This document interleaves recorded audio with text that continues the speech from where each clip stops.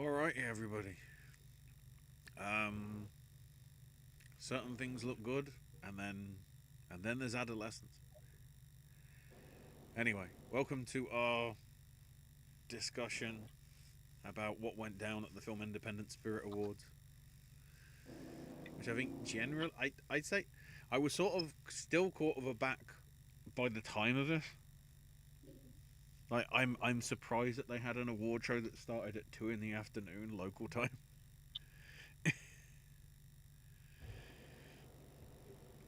Um, but yeah, It's been Owen, a AJ, and few myself. years.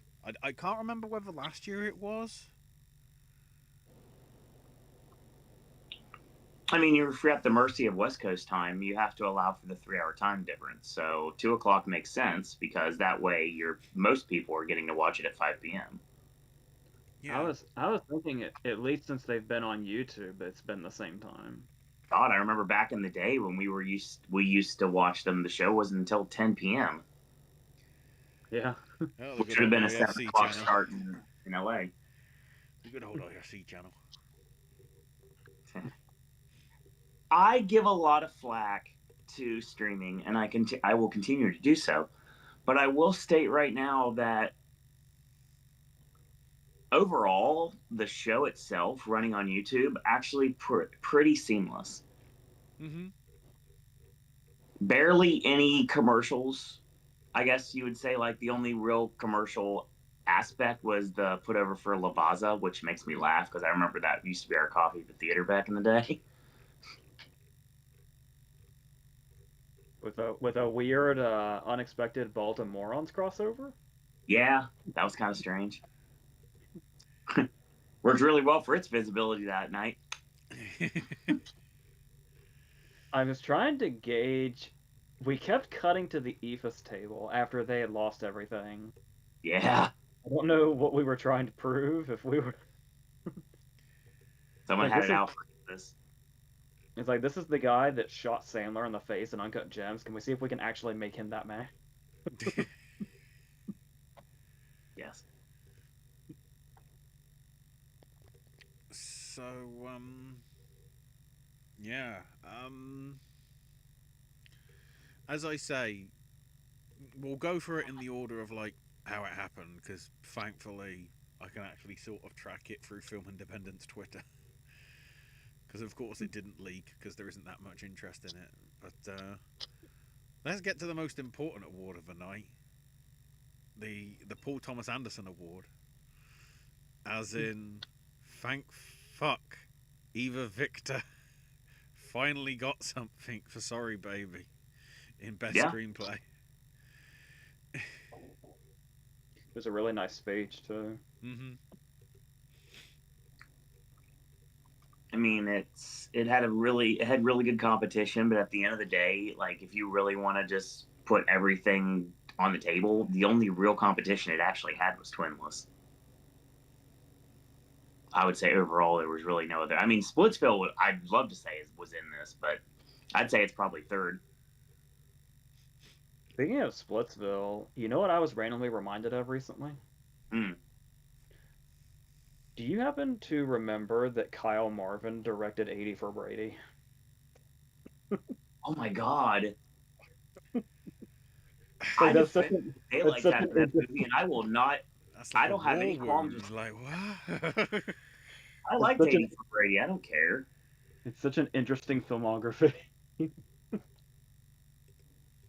He's staring at me right now, and I'm on his page on Wikipedia saying, "You remember 80 for Brady?" Yes, dude. I actually put it over.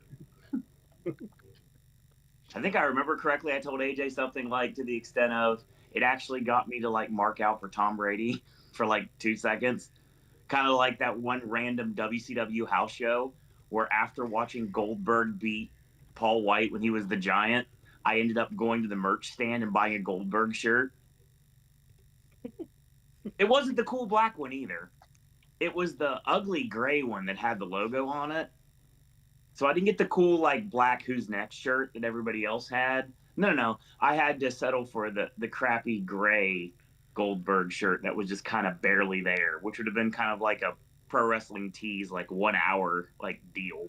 if it would have been done today. I had the Black Who's Next shirt. Of course you did. Hey, I had a Wolfpack jersey. Nice. I paid shoot $70 for it at Sold Out when I went. I have the pack is in the house at Charleston, West Virginia on the back of it because I went to Sold Out in Charleston. I almost had funny thing. Ashley, I almost had press credentials for my school paper for Sold Out. I went through the proper channels to get press for Sold Out, and I was backstage for a second trying to link up with someone that would be able to give me like access to at least like do an interview with one of the workers. And it's funny, AJ, you'll appreciate this one. I ran into Kurt Hennig. Oh, wow. Didn't get a chance to say anything to him, but I saw him. And that's anybody that knows me. For me, Rushmore is Kurt Hennig, Owen Hart, and Brian Pillman. Obviously, one name is more so than the other because there's a reason my name exists the way it does. But I actually got to see him for like a split second. And as I was seeing Kurt Hennig in the back, they were ushering me out. So I was like, oh, it's okay. We tried to get everything sorted out with WCW via press and everything. It didn't work out. But I got to see Kurt Hennig for like 2 seconds. So that's the closest I've ever been. There's also like 3 years worth of movie reviews on this channel that technically have Kurt Hennig in. Yeah. So it makes sense. That's how it should be, too. So, yeah, my random tangent I throw out on a Spirit Awards reaction video. Next, you're going to say rap is crap. Oh, my God. I'll defend that angle. I don't care. It was fun. I know. I love the West Texas Rednecks. That was a great angle.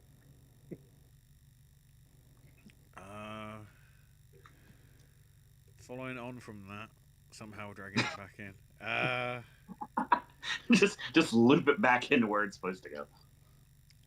I got a point for being too obvious because Perfect Neighbor got Best Documentary. To be fair, Ashley, it did seem obvious, but obviosity is not always the case when it comes to documentary. Considering how some of the awards went, I felt it could have happened.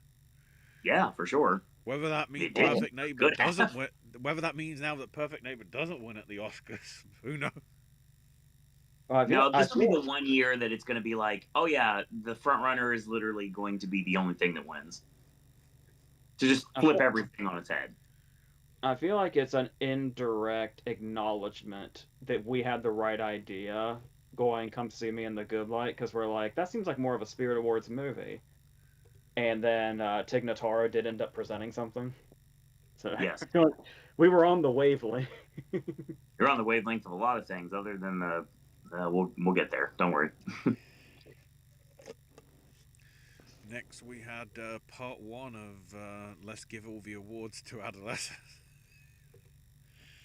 With Erin Doherty getting Best Supporting Performance. And closely followed by Owen Cooper for Breakthrough Performance. Who wasn't there because... Oh, I can't remember now. I was looking it up because I was like, okay, why isn't he there? Is he that ashamed sort of thing? And then it was like, oh wait, he's in the middle of filming Tom Ford's new movie. Ooh. Based on the book of the same name by Anne Rice called Cry to Heaven. Which, dear God, I was like, who's in this film, considering it's Tom Ford? Because it could be a mix. And I'm like... Oh my God. Yeah, going from the bottom up, as it's listed here, excluding Owen Cooper, we've got Daniel McCormick, Tandiwe Newton, Hunter Schafer, Paul Bettany, Colin Firth, Mark Strong, George McKay, Kieran Hines, Adele, yes, that one, Aaron Taylor Johnson, and Nicholas Hoult. What the hell? It's a combination of the Nocturnal Animals and a single man cast. He's just getting everybody back. And so that cast is extremely stacked, and I'm seated right now because I love Tom Ford.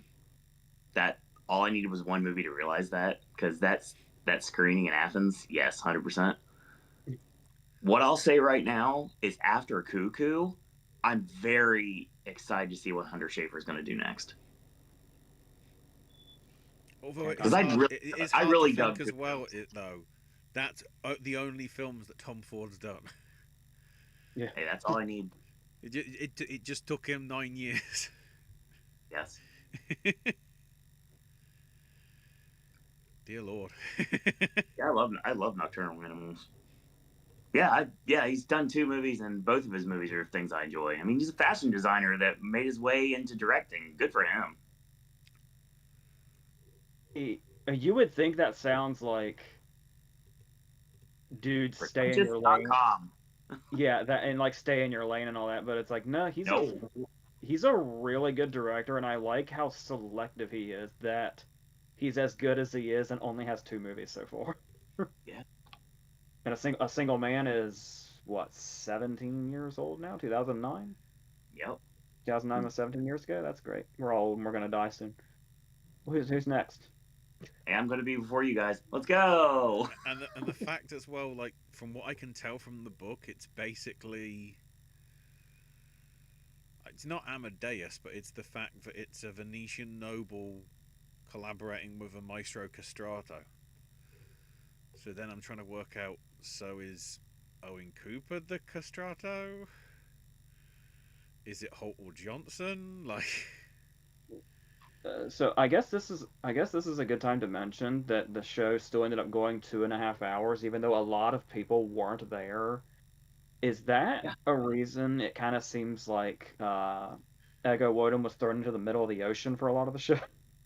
yeah, like as Yeah, if and they I'll were tell trying you to right now, like, there was no life preserver in sight. yeah, I, I I'm sure she is a fantastic lady, and I have found her funny many times. Did not work at all for me, at It all. whether it was the material she was given and whatever, I think it might. I'm sure it was the material. which I'm hoping that she well, wasn't massively a part of. it sounded, I don't know, maybe this is just her delivery, which props to it for being natural that I would have to ask this. But how much of that was just like improv? I felt like most of it A was, lot. but it didn't hit. That's the problem. Yeah, it sounded like there wasn't a lot of material, period. Yeah, I also wasn't expecting to hear the N word in the middle of the actual show too, but that's something that happened as well.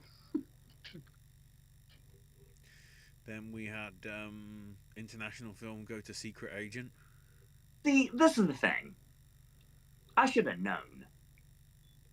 I felt again, it's like, oh yeah, Sirot really feels like it's a Spirit Awards movie.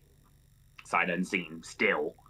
But yeah, it's like this was always going to be Secret Agent, and I still feel bad that I didn't go that route. And it's just like when I saw that start, I was like, oh, this is when I'm going to go spiraling downwards, and I'm just going to lose this thing right now and not going to get any more points. Oh, how I was wrong. But we'll get there. I mean, By the way, again, when they showed that clip of it with like him having to sort of ignore the guy that's calling out, his real name, I was like, yeah, I've got a feeling we're going to be seeing that same clip probably when they show it, either in his acting Oscar or in the here's best international at the Oscars. here's the thing: is number one, yeah, um, I feel like that's a pretty spoilery clip, right? Very much so. Oh yeah, Second, secondly, why is this the second award show now who's used the same clip for Best Picture for Train Dreams, and it's literally the last 15 seconds of the movie before it cuts to end credits? Why are we using that clip?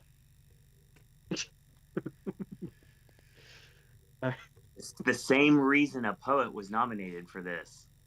Nobody knows. Well, while we're on the topic of the Secret Agent and Surratt and Train Dreams and stuff like that, I do need to mention that there's a very funny video floating around right now where they did all of the Oscar movies by way of It's Always Sunny in Philadelphia clips. I think I've seen that. It's the one that really the one that really took me out was they used Dennis screaming "I'm a 5-star man" for Marty Supreme. I think that's my favorite one. Never watched that. That show was something I never got into. But to be fair, I never really got into television very much, like after Seinfeld and everything. Considering And I like that I like was the I like the choice for Sarad. It's just Dennis dancing with glow stick. Lord, I cannot. Please, bookings are being set up right as we speak. There is no control whatsoever over any of this. I say this, I look like a very disheveled steak because I have no glasses on, and also my hair looks like crap. But the thing is, please, I implore you, get me access to Surratt. I'm supposed to get it. I'm going to get the president's cake before I get Surratt at this point. Like seriously, I'm almost positive that's going to happen. And it was just an accident. Is long, long gone. Yes, a poet sucks. Next category. the annoying thing is I can't because like I was under the impression that Lurker was British because everything about it just feels like small indie British production. And then lo and behold, this is where I find out no, it's actually American. Alex Russell And gets first screenplay. hey, I'm just happy Friendship didn't win. I, I mean, I was happy either way. I do kind of wish I could have predicted that Lurker was going to have such a good night. I'm glad that Yeah, it did. The whole, actually, like, the results as a whole are really good. from what I've Like, seen. really, really deserving stuff actually got, like, everything. Speaking of, more love for Sorry Baby in Naomi Aki getting supporting performance. See, It's one of those things. AJ is happy to be wrong. well, the thing about it was my gut instinct was to go with her, but then I thought, am I just thinking that because I love the movie so much? But then it's like we didn't have anything to go off of because all the contenders in this category are only at this show. So it I was really mean, just a guess. well, at least Rebecca Hall got to walk away with a very deserved award for the town, so that's all that matters. One of the only bits I think actually hit for me. That was a great joke, and the way I they brought it back, that. the way they brought it back when she came out was great too. Yes. But also, for some reason, she wasn't there. Yeah, Whereas looking at her IMDb, she isn't currently actively filming anything seemingly, so. See, Ashley, I am convinced that some people did not get the Iggy that there was a change in venue. And some of those poor people were in that aircraft tank waiting for this award show to happen that never did. Well, Probably the I don't protesters think it is outside an too. air. No, because I don't think the aircraft hangar is the other award ceremony. No, it's the tent, Yeah, but it's the the giant tent on the promenade. Yeah, the tent. Like it's on the South Beach, you know. So they're still. Yeah, the Santa Monica Pier. Shout out to Kirsten Dunst. Just in general. Yeah, seriously, I'm very glad Roofman got love. Then we had the presentation for Best Ensemble Cast for Chief of War with a F Ice comment, which got one of the loudest receptions of the night. BrodyKing.com. Exactly. And also a nice. I mean, you can't call it a hacker, but you're sort of the tribal dance from one of the Hawaiian cast. Which was a nice little moment. I I saw like one poster for Chief of War when it was getting ready to come out. As usual, I couldn't tell if it was a show or a movie, so I just kind of blocked it out of my head. Of course. And not like blocked it out, but like I forgot about it. Yeah, sure. And I did not expect that the next place I'd be taking a good look at it would be the fucking Spirit. It's always how it's weird because it's No, it's like, you know, it's always like best new scripted series, which means anything and everything is eligible for it. So rather than just being sort of about independent and sort of small projects, you know, this is where you can have like Apple stuff and Alien Earth and all these other things that probably wouldn't be considered it. I don't think they know what they want to do with the TV categories. I think they just want TV categories. Yeah, because it's oh so necessary to have them. To be fair, it was riveting to have Noah Wiley, Stephen Graham, and Seth Rogen all in the same category. Even though it didn't work out for any of us prediction wise, but Oh, did not. Speaking of, and it's the first time that I've actually noticed this. Adolescents taking best new scripted series means we now know that Brad Pitt is even closer to an EGOT. Yeah, it's like He only needs the Tony now, I think, or the Grammy. I don't know if it, obviously I didn't watch last year's show, but I don't remember if this is how it went the year before.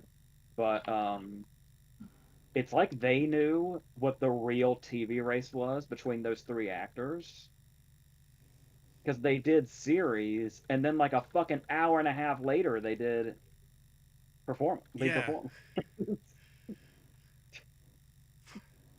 It's like that when was an award last year. it's like when the Oscars gave Best Picture to Nomadland, and then they're like, okay, let's do the acting categories now. then we had Pee Wee as himself get best documentary series. I was so happy that I got that point because I felt like right there I felt vindicated with saying that because I felt like I wanted to go with the more. I don't want to necessarily call it jovial because obviously Paul Rubens' story isn't exactly jovial, but I will say that a little bit more lighthearted in ways than some of the other documentaries nominated. Yeah, and something probably a lot of people are more familiar with as like a single thing. Sure. The others have like more of a broad scope. I mean, Braunstein and the Safdies probably didn't hurt it either, but I don't think necessarily they're going with the names. They're just going with the concepts. Yeah. And then if I'd have known more about it, I probably would have picked it. The John Cassavetes Award goes to This Island because it's Puerto Rico. I didn't know any of these Cue movies, Bad and Bunny reference. Eve just jumped out at me for some reason. Yeah, I saw three of these. That wasn't one of them. You said that when we did the actual predictions.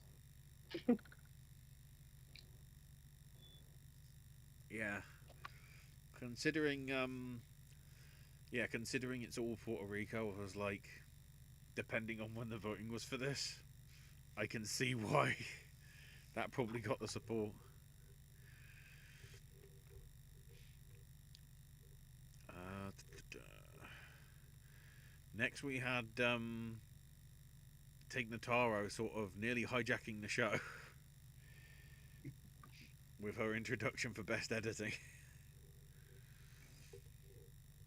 which lo I and don't know. behold went to the Testament of Anne Lee. It actually won something this season. I don't know why or what compelled me to go with it. It just, I don't know. It felt right. It felt like it was the answer they were going to go for. My answer would be Splitsville. I felt like they'd go with Warfare, but for some reason, Ann Lee just jumped out at me. It is just spastic as all get out when it comes to its actual presentation. And I've been told sometimes that's great editing. I never know the difference. I might have gone with it, but I still haven't seen it. Like I said, it's out there to say the least. It's not out there for a lot of people apparently, but it's out there. It was shoot at my theater for a week. That's why I knew I had to watch Nirvana last week because if I didn't, I wasn't gonna have a chance to.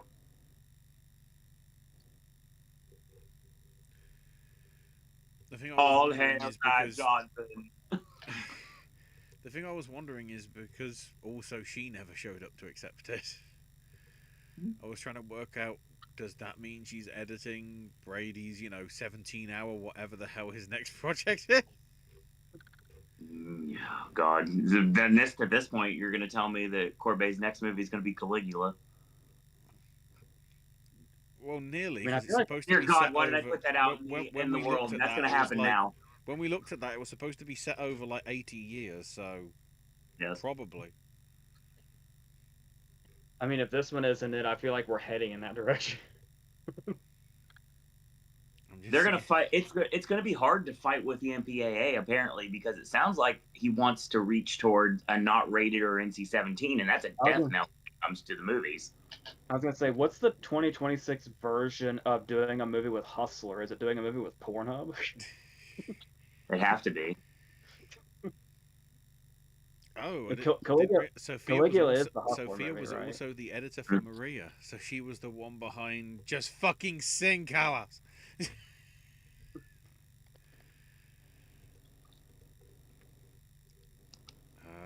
And then the most obvious award of the night, cinematography going to, don't say his name just to really leave people on tenterhooks. Adolfo. I say shout out to Dust Bunny on this one. I noticed after Dust Bunny lost twice, it cut to David Dastmalchian, and he looked like he wasn't having it. He looked like he was ready to get drunk. For sure. Them probably one of the highlights of the night, mainly because she had to come out 3 times. Robbie Hoffman introducing the awards that were given out last month, and literally her reaction was like, why were you trying to make out that this is a thing when they already knew last month that they won?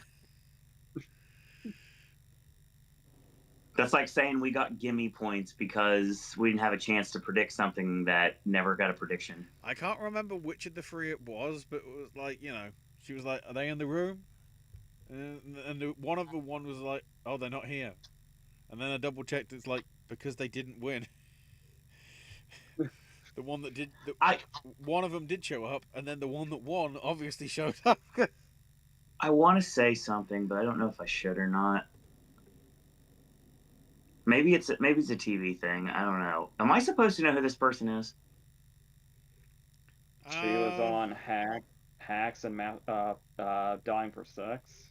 TV person. That's why I'm supposed to know this person. She got her start randomly actually winning an Emmy for writing Odd Squad. I'm like, I have no idea what that is either. They kept like showing her and her girlfriend, wife. I couldn't really tell what the Steeds is. Either way, I didn't know who the hell they were. Her wife was off The Bachelorette, and I think The Bachelor as well.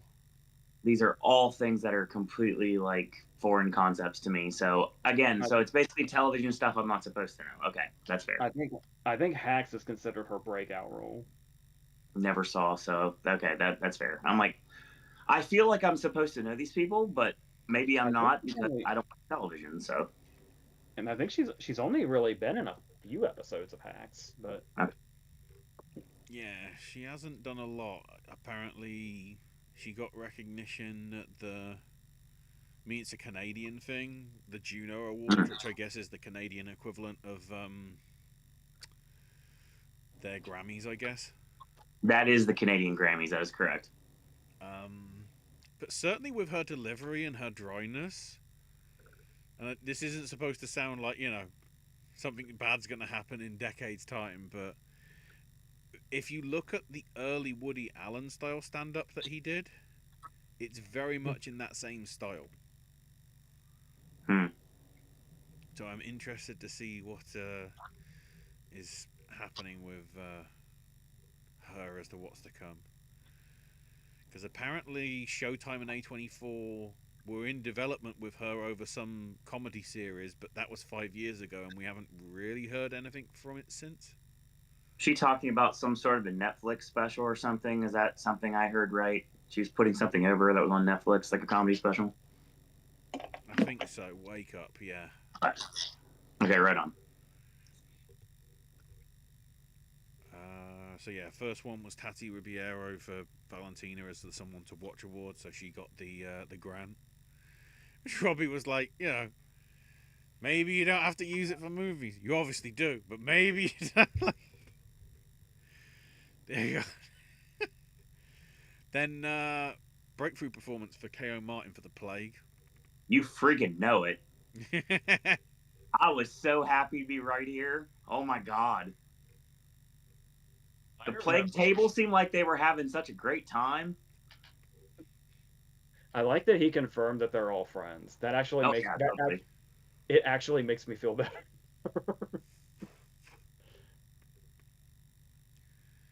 And I'm very happy to say I got that point, and that also made me feel better because I started to get better when it came to predicting on that one. I don't have any regrets about saying Liz Larson. You shouldn't. But even though I had seen all but one of the movies, for some reason when they played Martin's clip, I was like, I should have said him. It's like right then it was like, yep, I made a mistake. That's a good clip they used too, honestly. Yeah. Good back and forth dialogue. You don't have to know anything that's going on to know what's going on. Kudos.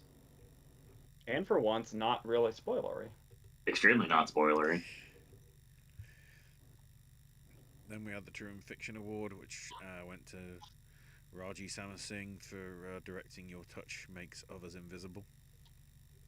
Followed up by Rebecca Hall presenting the Altman Award to The Long Walk.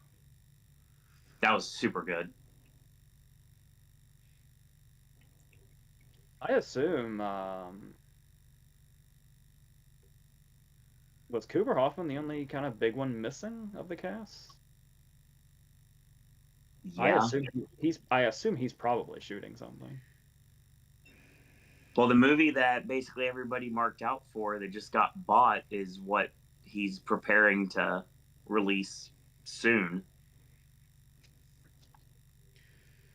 I mean, it's a busy couple of weeks for. I Want Your Sex, I believe, something like that. It's a busy couple of weeks, I think, for Johnson, because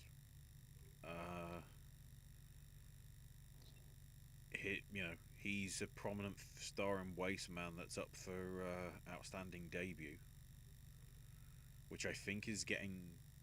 Certainly, some of the cinemas around me are actually, the ones that show the art house, the smaller projects, is actually showing it this weekend. So, plus, Yeah, I wouldn't be surprised if they get him in to present Rising Star, given he is the winner from last year. So.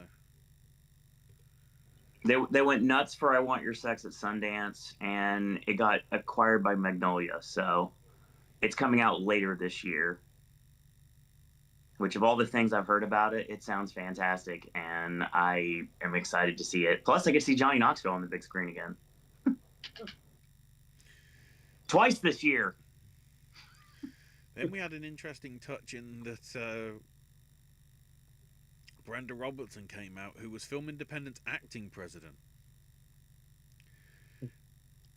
Which I felt weird, because it's like, wait, you haven't got a full-term definitive president? What happened?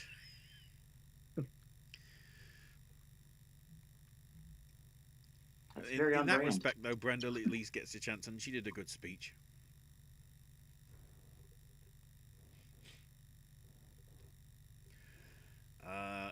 Then Best First Feature went to Lurker as well. Yeah. Which I'm pleased about. Happy acknowledged. I'll just echo. I'll just echo again. I'm really happy for Lurker's success.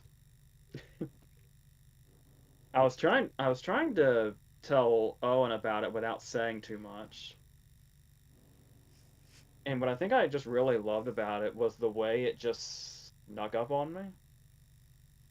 Where there's like 40 minutes where you're just kind of like you're just kind of watching it go, and then it kind of clicks in what's happening and you realize very quickly how much this could escalate depending on where it goes, Yeah.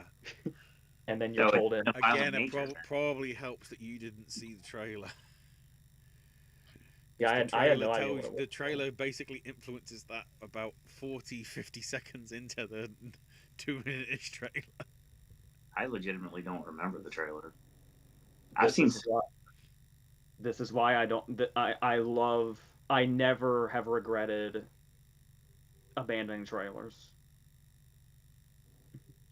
You are excited about Masters of the Universe. You know you are. It looks I fun. I stopped watching trailers before a movie came out 12 years ago, and Yeah. I'm not going back. That's why the closest I wanted to get to showing a certain bit from a certain not Tarantino Super Bowl ad was, I, here's a screenshot. I am looking at a screenshot of Cliff Booth with a censored cigarette right now. Yeah, but we already did the deep dive into the. Is that Stuntman Mike's car? Because I'm determined it should be. Feels like it is. Then the Producers United Producers Award went to Tony Yang for his support. I mean, I feel it's the best way of saying support for Constance Yang, considering both Blue Sun Palace that got multiple nominations, and then what was the other film? Walking Low. Yeah, the fact that they both got. I know it was Cannes the same year, but the fact that both are there, I feel says a somewhat of a fair bit. Then Best Director goes to Clint Bentley for Train Dreams. Yeah. I don't think I have to express anymore how happy that makes me. I feel like that's a known fact at this point. Once again, I look at this lineup and I really see like legitimately there was no competition. You have a case for Eva Victor, Yeah, that would have been nice. but I As feel like far as everybody else kind of like eliminated it.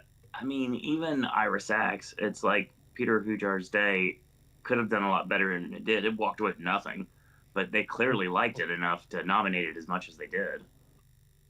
it was the most nominated movie, wasn't it? Mm-hmm.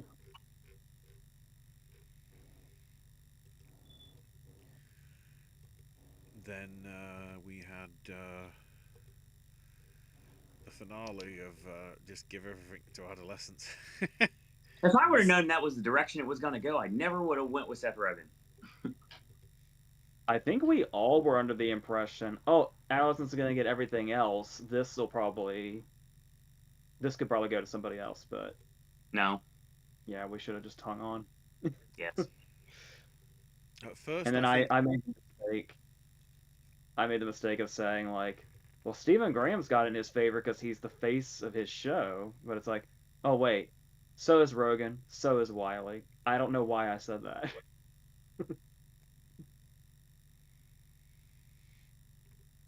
at first I wondered whether that was because he was filming Heat 2 and whatever, given those rumors. But no, apparently he's in the next Florian Zeller project with Penelope Cruz and Javier Bardem and Paul Dano and Patrick Schwarzenegger.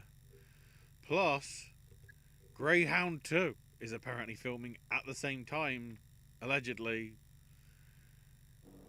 And I had to remember what Greyhound 1 was because that's how memorable Fat Hank's movie was. Yeah, 60-year-old dads are going to be hyped for Greyhound too, let me tell you. Next thing you're going to tell me there's going to be a Taxi 6 coming out soon. They skipped right over 5. They went just Taxi 4 to Taxi 6. There might have been a Taxi 5, I don't remember. I like the fact that you're the only one that knows what wavelength I'm on right now. Any like diehard Luc Besson fan probably knows. Sure. Those are out there, I'm sure. Yeah. I just felt like it needed said for some reason. It's my deliriousness from not having eating today. That's probably what the problem is. And then, kind of one of the important ones, at least in my Finally, eyes, Roseburn wins. Roseburn gets the win for If I Had Legs, I'd Kick You. So, Yes. I feel you it's said, official. I'd say it's officially a 2-horse race, at least for now. yeah, you did say you said just now finally Rose wins, and you said during the predictions that she doesn't really have anything yet. Are we forgetting her Globe win?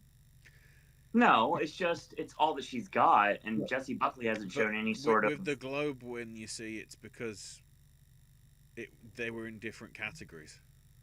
She can't beat Buckley because they're not facing off against each other. Yeah. And also she won for comedy, and man, we know what a laugh right legs like was. Oh my god! Remember, I told you the story about the whole thing with the other like. There's another. We share our office with another department, and they put up a song of the day, a Taylor song of the day, and a movie of the day. And one of the days, one of them put up "If I Had Legs, I'd Kick You," and I immediately went to the board. And I was like, "All right, who did it?" And they're like, "Oh, I did this," and I was like, "You really want to put people into that movie without any context whatsoever? That's not nice at all." No, the reason is it's like if Rose didn't win this, I felt like I feel Jessie is. This is partly showing my hand for Thursday, but Jessie obviously with British Skew is going to be in the hunt for with the BAFTAs. It honestly depends on what happens at SAG in a couple I of literally weeks. point Buckley could win all the other three, and then it'd be done. Yeah, I feel like I don't we've want only, that to happen, but I feel like SAG is the only thing that can shake things up. Yeah. Yeah, because I feel like we've been saying for months that Chalamet and Buckley basically are done already. Oh, Like for sure. they're at the finish line just waiting for everybody else. Like the NASCAR races where someone's been lapped at least 8 times, and they can't actually finish anymore because everybody but them has been lapped.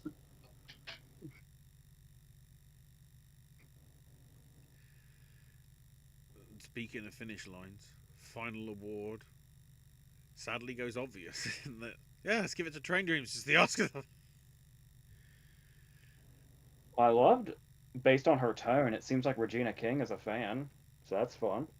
Judging, weirdly enough, if you look at everything else, how it all fell, I feel like Sorry Baby made more sense to win feature. I would, assuming Train Dreams and Sorry Baby were the top two, that's just win-win. Mm-hmm. For you, yes. For me, sight unseen on both. So like I was saying, Someone put Sorry Baby out in the theater for like a week so I get a chance, please. That'd be nice. I'd like that. I've already said I'm not If I Had Legs Like Kick You's biggest fan, but this is a really, really good group of winners all down the line. Everything I've seen, I can champion. As Train Dreams is great, Sorry Baby is great, Lurker's great. Those are the three big ones. Are those the only three that won more than one? Yeah, Train Dreams, Sorry they were Baby, the and only Lurker. multiple winners of the night. Correct. Yeah, that's definitely good enough for me. So in terms of the predictions, Owen wins Yes. out with the Spirits. Yes, I do. 10 points. I had 9. AJ had 8. So I'm not. I'm not definitively ruling myself out, but I'm gonna have to make a lot of ballsy picks over the next two predictions, just to stand any chance of catching up to you guys. And I'm gonna have to make some gutsy predictions or have a lot of same answers, but same answers won't You're help at gonna have to all be on the. because I can't win. I want to say you're gonna want to, whichever one of you two wins. It's got to be you've got to work out the British skew, because I feel when it comes to the Oscars, you two probably aren't going to be too different to each other in too many categories. Usually we kind of differ on shorts. That's the one thing that we normally differ on, like every year. Yeah. I've already let the cat out of the bag on my Skarsgård thing, so. I mean, if Skarsgård doesn't win BAFTA, I'm gonna be pretty lost, but we'll see what happens. I have to do some serious looking into things before we do Thursday's show. Because obviously, this coming weekend we've got Saturday for the PGAs, which we'll have to view via shots of people at the PGAs putting photos up on Twitter. And then BAFTAs, which I'll mention it here, even though I will probably mention it again in 48 hours when we get to it. Hang on, there we go. The BAFTA fellowship's officially been announced now, and it is Donna Langley, who is the current chairwoman of Universal Pictures. But the keynote, she basically got a job as a production executive at New Line Cinema because of Michael DeLuca. Because I feel so far this might be the year of Michael DeLuca, considering what Warner Brothers has done in terms of the record equaling and the record beating nominated movies in Cynicism One Battle After Another. So I'll say it every time. The writer of Freddy's Dead has come a long way. To his credit, didn't he also write In the Mouth of Madness? That's pretty wild. But yes, apparently, basically, and I wonder whether this is who's going to present the award to her, considering what's coming out in July. She's apparently relatively strongly credited as to why Nolan is at Universal now. And considering that gave them Oppenheimer, which was Universal's first Best Picture win in, I want to say, a number of years. No, for sure. At least as a Universal film, not including Focus or anything like that. So.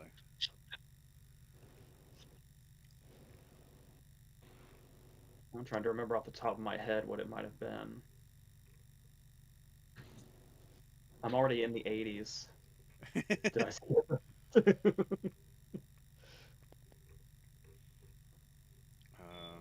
I'll probably look. Oh yeah, I'll look into that once we go off air. I have physical proof here. Michael DeLuca did write In the Mouth of Madness. Showing it like that reminds me of when Billy Madison said, "I stole this shirt from Frank," and he just lifts up his shirt and shows you. That's what I was doing with Michael DeLuca.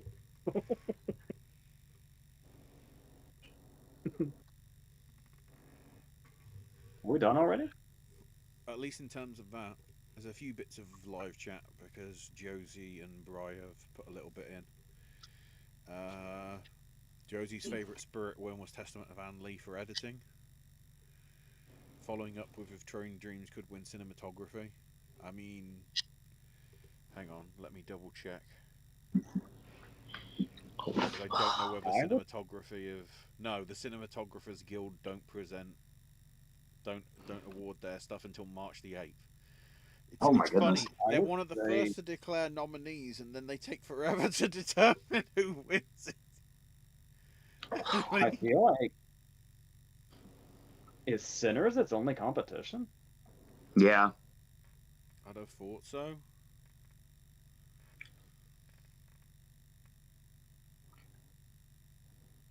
Although with the Is list, because I can't remember, this is matches up with the Oscars, but the Cinematography Guild is Sinners, One Battle After Another, Mighty Supreme, Frankenstein, and Train Dreams. I would say Frankenstein might be not so sleeper choice, Hmm. but I feel like well, here's the thing also with Train Dreams is that I feel like there's always that movie that gets in that's just happy to be there, but Yeah. would win in any other year, like the Lighthouse entry. Hmm. Back in the day, I would have told you that's where Train Dreams was, but now that Train Dreams has like the picture nomination and all the Universal of, I would I wouldn't disagree with anybody that said it's the front runner. For cinematography, I'd say so. Yeah, and it should be, you know. I don't know. I won't know that until March. I mean, Sinners would be a great choice also. And even though I'm not huge on Frankenstein, it wouldn't not make sense. Just like Jacob Elordi's other movie this year, they both look great. I'm just not necessarily a fan of either one of them. Yeah, but I mean, unless somebody wants to argue it's Sinners, I would say Train Dreams is the front runner right now. I mean, you have to show me Sinners as a competitor before I believe it's anything but Train Dreams at this point. I mean, you know what I'm gonna say. I lied to you by itself. I did not know that I lied to you has cheat cuts in it. I assumed that was a legit long take, Hmm. but there's like a I think there's a few cheat cuts in it, but you can't see them. Hmm. Obviously, there had to be a cut before they set the roof on fire. Obviously, that's a different Right. because that's a real fucking fire, which is amazing.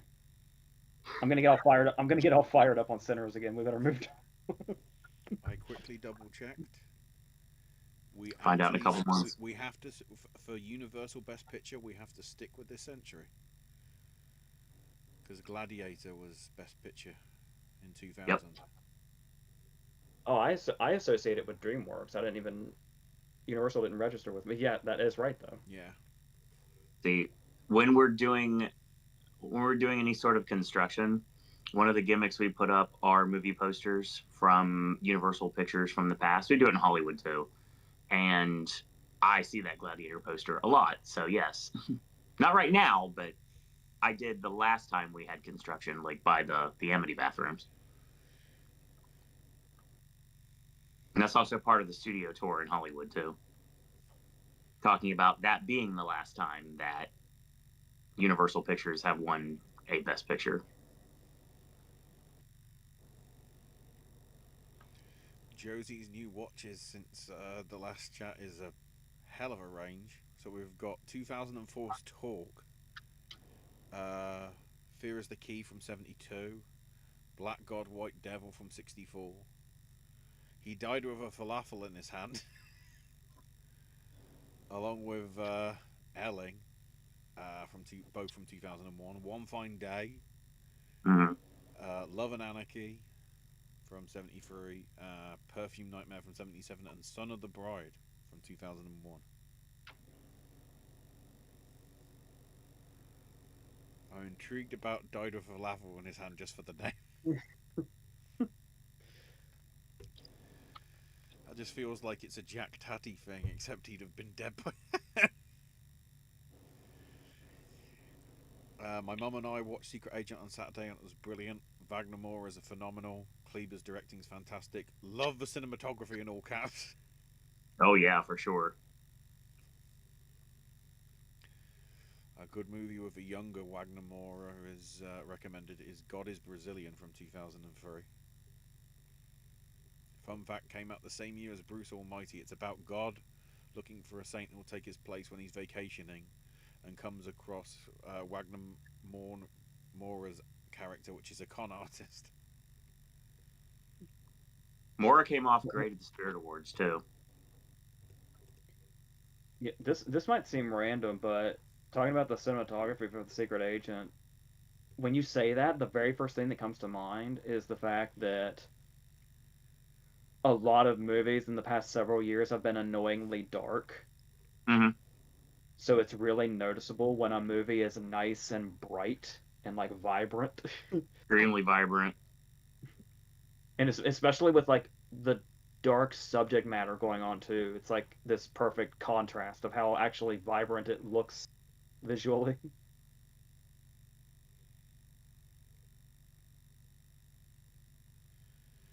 Is that it? Josie mentioning about Martin McDonagh's next project coming in November, now confirmed. Yes. Wild Horse Yes. 9. Sam I Rockwell's need back, but we've also got Malkovich and Buscemi and Oh Tom my Waits god. randomly from out of nowhere. Malkovich and Buscemi in a Martin McDonagh movie. That's gonna be great. I need I need defibrillators. I can't wait to see what happens with that in terms of. Although annoyingly, the only reason Buscemi's there is because Mark Ruffalo dropped out. I'm intrigued how Ruffalo would have treated a McDonagh production. That would have been really interesting, and I do want to see that for sure. But I think I'm a lot more psyched about Buscemi and Yeah, McDonagh. For sure. But I do like that. I think if you weren't sure the range Ruffalo has, surely Poor Things convinced people by now that it's really interesting to see Ruffalo go off his path. And I think He's that would be one of those. without giving anything away. As I know, AJ, you don't want me to say anything. I will say that he has a nice little fun time with Crime 101. That's for sure.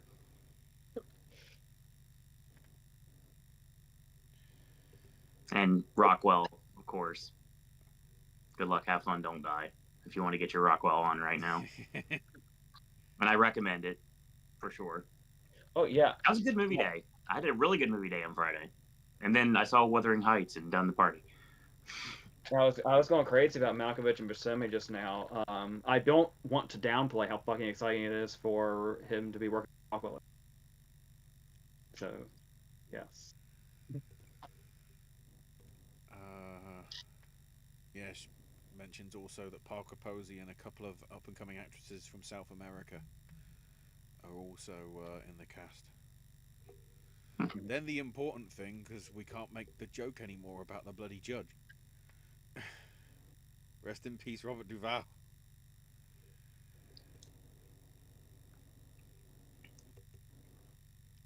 I mean, I re-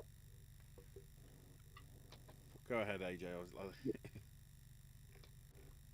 I can't. I was about to tell you to go ahead because I actually lost that thought in mid sentence.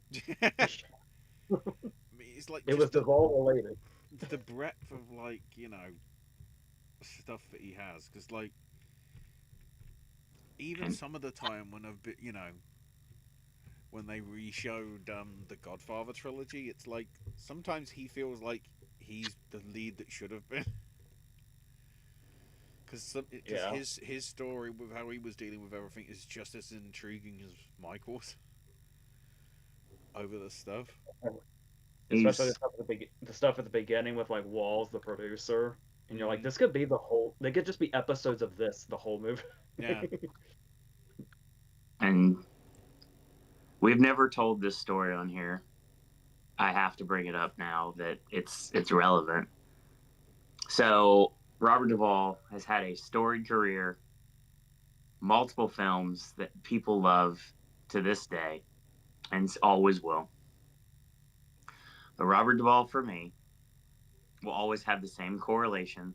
And for longtime viewers, when I say this, you know exactly where I'm going with this, as Alfred Molina.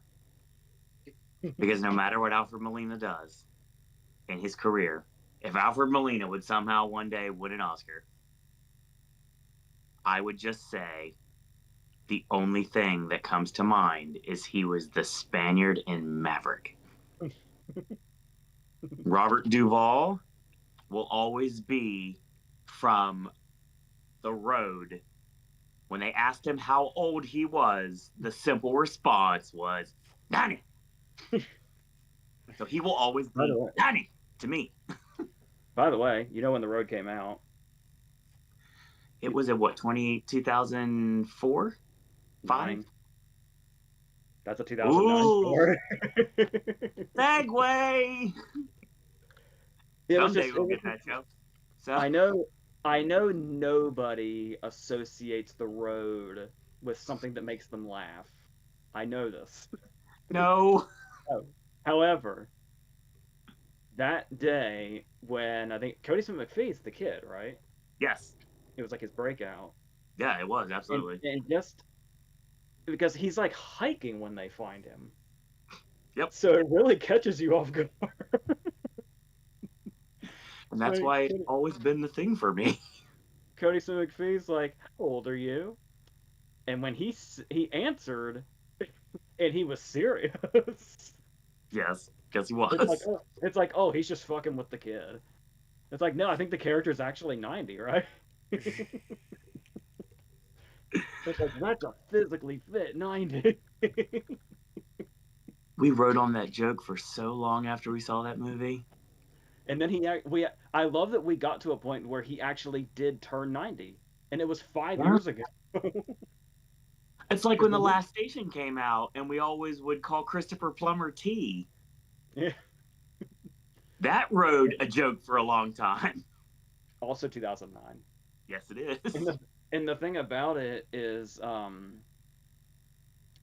we're talking about how long of a life he had, which long of a legacy he had. Mm. But it's like, not only were we just laughing about that moment in The Road, but I remember when he actually turned 90, I was, I see, I can't even say it without laughing. I was not aware at the time that's how far up he was. Yeah, it was crazy. Like, I don't know how many people learning this news yesterday knew he was fucking 95. Crazy. Thing I didn't realise as well until sort of looking up, because I was just looking at the breadth of his filmography. Apart from James Caan, who I think was only in the first one because of what happens in the first movie, Duval was the only one that did the voice of Tom in both Godfather video games as well. My God, I love those video games too. Everybody else, they obviously had to get, sound alikes. They got the rights to the likeness of Brando, but obviously, they can't really get his voice unless they. Really. I mean, just throwing it out there, Khan is in that last scene of Godfather 2, the flashback to the dinner.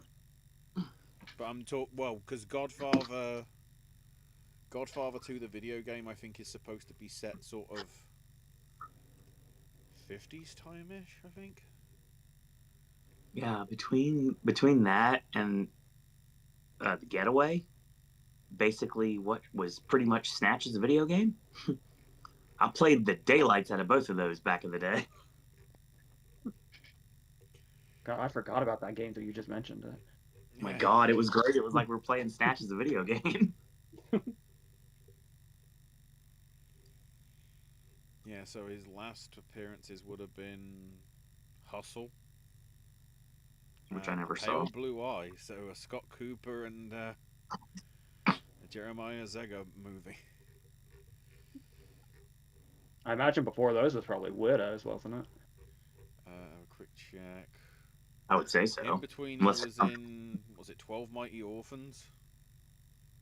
Yeah, that one. The sports movie. But yeah, Widows, In Dubious Battle, and Wild Horses that he obviously wrote and directed as well.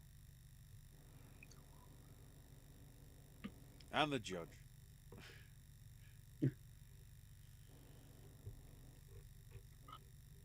But yeah, a good career. Be interesting to see where he fits at the God. in terms of in the in memorial segment at both the actors and the Oscars, because no doubt that Hello.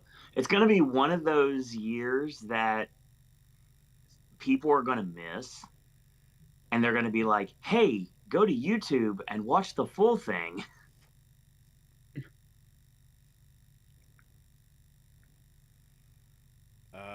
Question for AJ: have you seen Cassavetes' Husbands? I don't think I have actually. There's like there's the half Cassavetes that I know, and there's the other half of Cassavetes that I'm blind on, which is why I need that fucking box set that every actor picks up in the materials. Because I got pissed off because there's one I need to see because I wrote like a 7-page outline for a script and I was really happy with it. And one of the guys that read it told me, "Oh, this is kind of like Killing of a Chinese Bookie." It's like, well, I haven't seen it, but I hope it's not too fucking. Because of that, I've been kind of afraid to see that movie. But Yeah. I will. I need to do like a full Cassavetes viewing.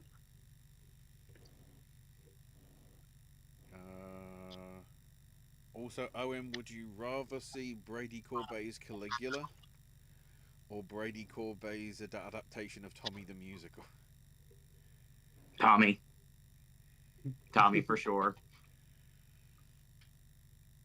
I What feel How like he the cinematography on Pinball Wizard would be worth the price of what admission the hell alone. would he try and do for bloody wicked Uncle Ernie? Mm. We'd we'd really find out what was living behind the Winkies. And I guess to continue that, there's places where Tommy's movie can be improved, I think. Mm-hmm. I'm not saying there's ways to improve. I'm not saying like it can't be improved on or anything, but my first thought is I think we only need one Caligula. I think I think the Malcolm McDowell movie kind of did everything. I know if this was the '90s, honestly wouldn't be surprised if they completely changed it and flipped the script and give it to Harmony Korine or Larry Clark. I don't. I feel like if one of them did Caligula, there aren't enough showers in the world for anybody that has seen it to take to wash that shit off. Oh, this is eye bleach? Give it to me now. I don't need to see anything anymore. I believe the line when you played Quake and you shot the wall, you said, "I've become bored with life." Yeah, that's pretty much it. Brian mentioning the Oscars luncheon, the most notable people not there: Nick Cave, Natalie Portman, Sean Penn, Renate Renasov, and Sam Mendes. Sam Mendes has an excuse. He's directing 4 movies at the same time. The crazy son of a bitch. God, I can't wait to. Oh my God. Just the images are just enough for me. The way the cast list is growing, it's like, okay, there's potential here.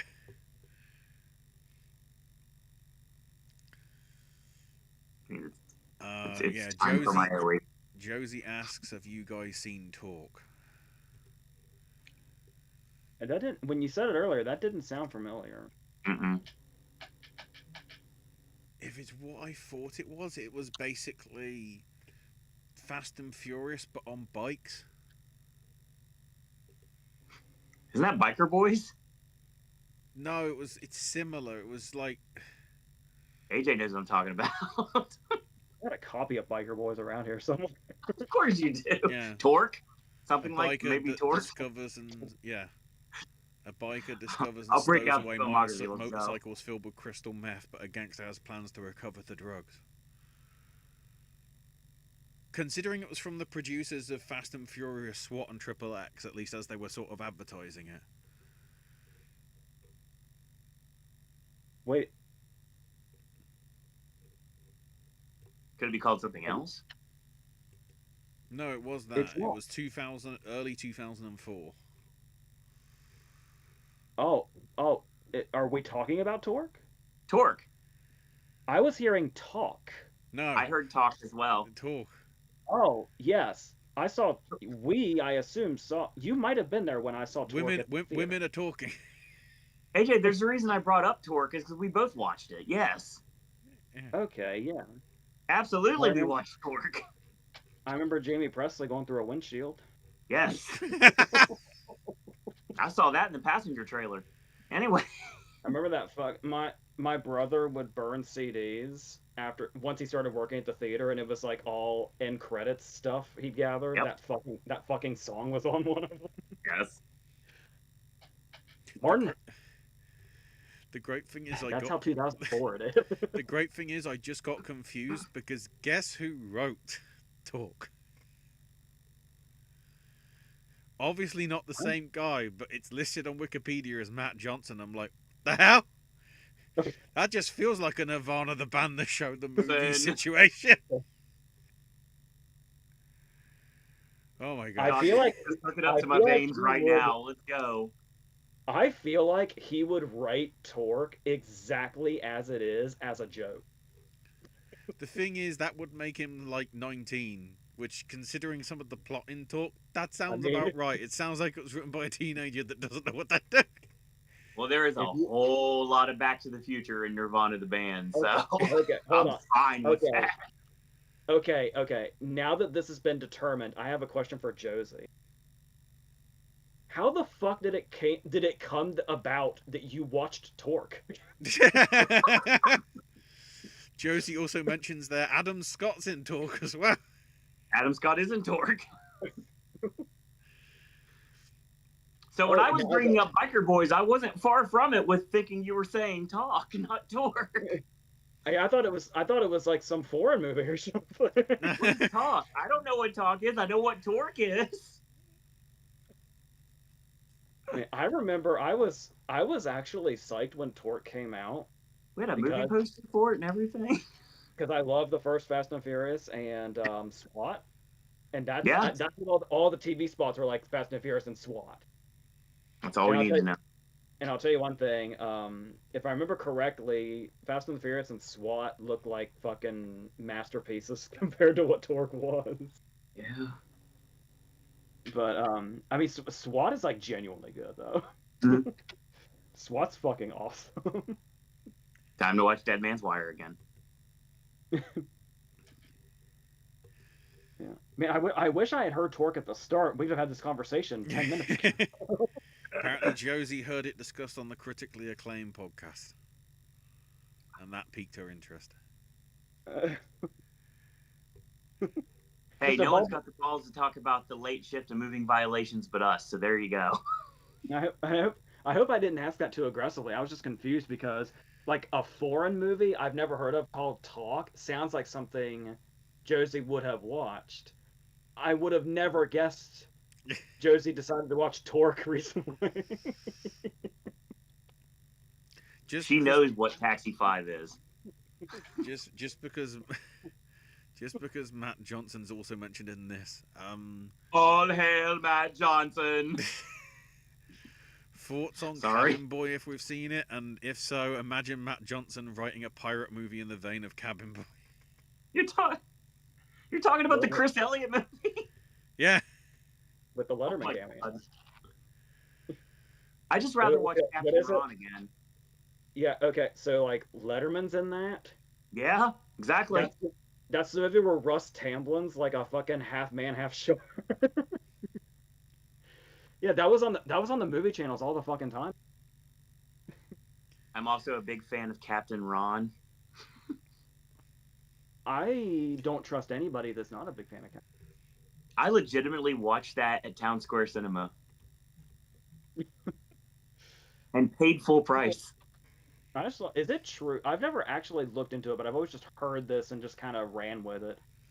Is it true that Snake Plissken's eye patch, Captain Ron's eye patch, and Stuntman Mike's scar are all on the same eye? 1,000,000%. Yeah, I love Captain Ron. I don't know how it never made it to the channel, but yes.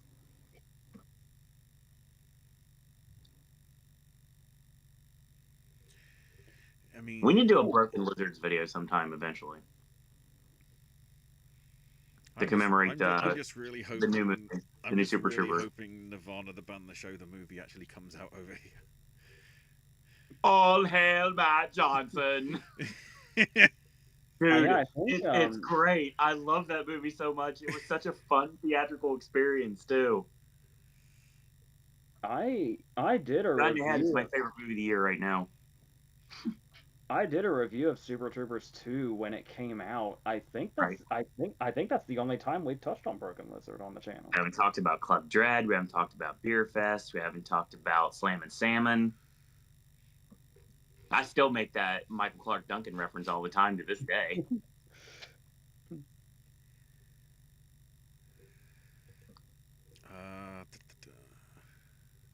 Cannot wait for Super Troopers. Cannot wait for Jackass. Oh, Jesse says he died with a falafel in his hand is a really good Australian dark rom-com starring Noah Taylor.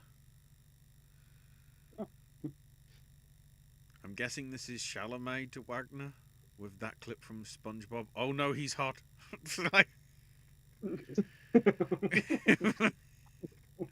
that probably checks out. And Josie also mentions that WGA's on strike again. Yeah, I saw that today. Thanks, AI. My buddy Lance is in, mentioning, I'll always remember Duval as Tom Hagen in The Godfather. Yeah, it's like... That's fair. I mean, he's the only one that was in, as I say, literally everything that happened. I am still happy to this day that AJ and I got to watch The Godfather theatrically. I'm so happy that I got that experience.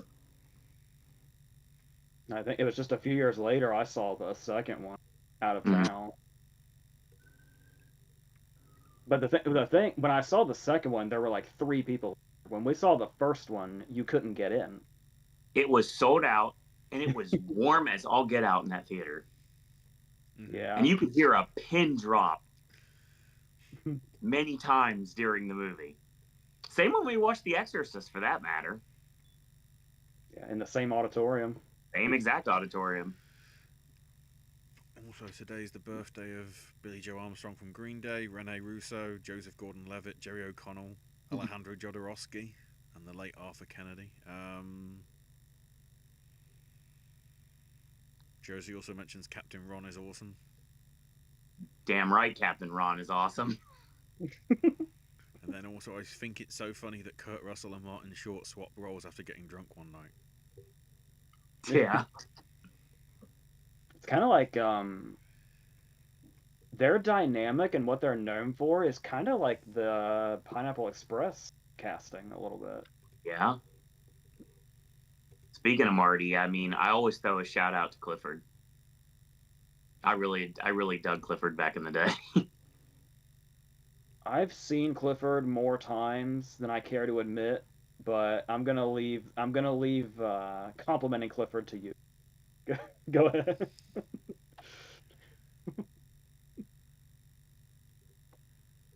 I'll give it credit for sticking to that concept.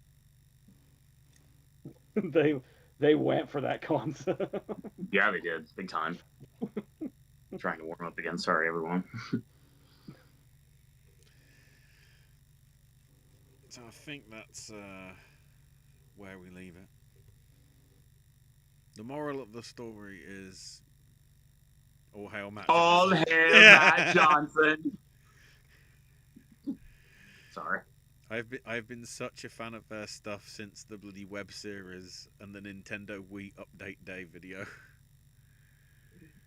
which I don't know whether Owen's seen. Dude, I want to see a collaboration with them and Kids in the Hall so bad. Please. And put the state in there and hook it up to my veins like yesterday. I still find it crazy that the little bit they filmed for Mega 64 and their quote-unquote convention that they were supposed to have was basically Jay and Matt test running. Do we have interest in doing a movie?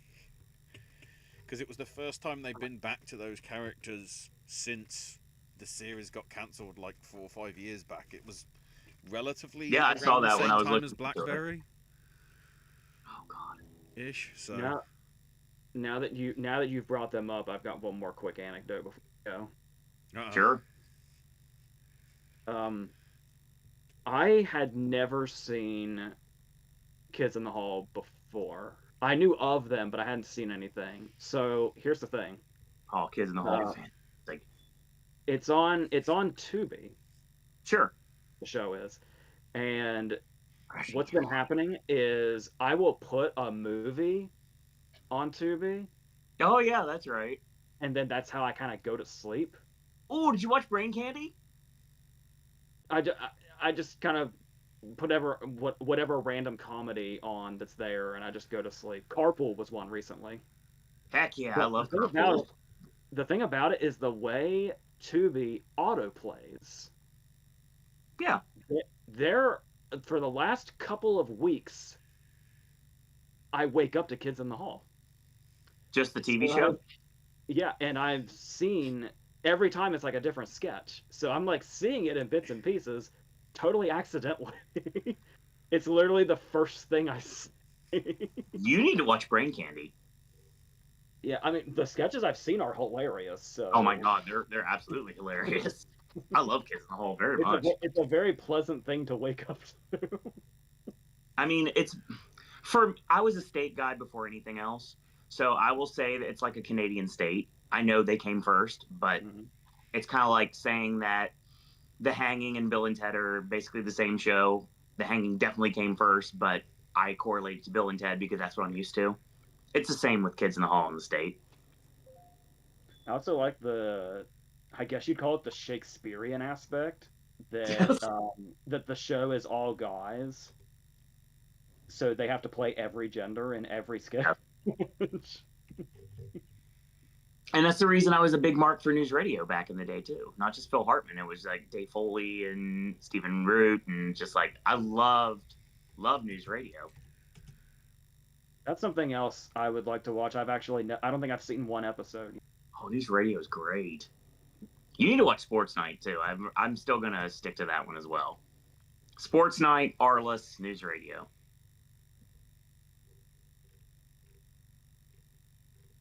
And I think everyone needs to watch Super Dave as well because they're just incredible. I mean, I respect Bob as a comedian, but It's funny though. it was never my thing. My dad, when I was a kid, my dad tried to get me, and as a kid, I'm not into this Super Dave. The Don Lake stuff, like before the Chris Guest movies, and I love everything about Super Dave. Everything from the Showtime series that was also aired other places as well, to the animated series that most people didn't even know existed. The Vegas Spectacular was on USA, which of course Penn Jillette was a part of, so that was the reason I was a big mark for that. So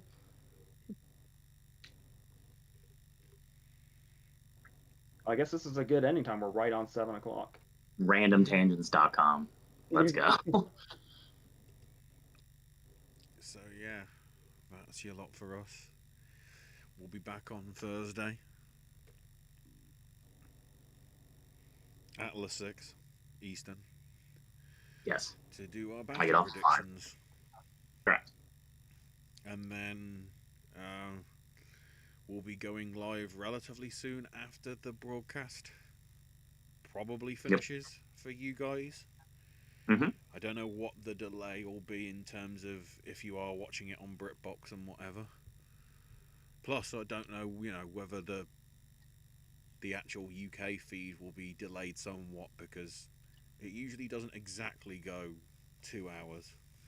Even though they've kind of got a semi-hard cut-off because they want to cut into another adaptation of Lord of the Flies. But considering it's from what's his name? Adolescence guy.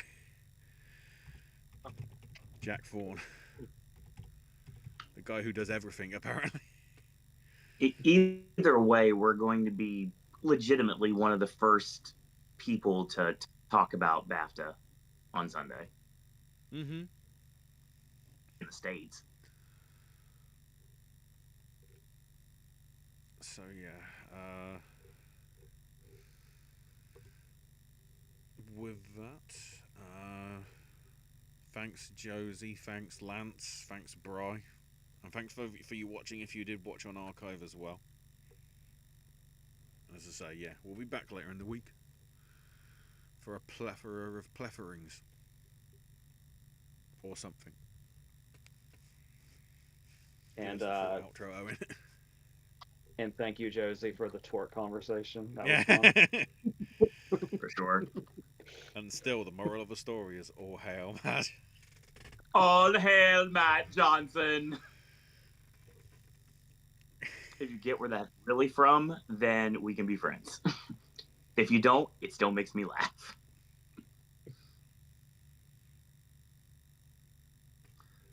That's your show. Thanks, everyone, for joining us live or in archive.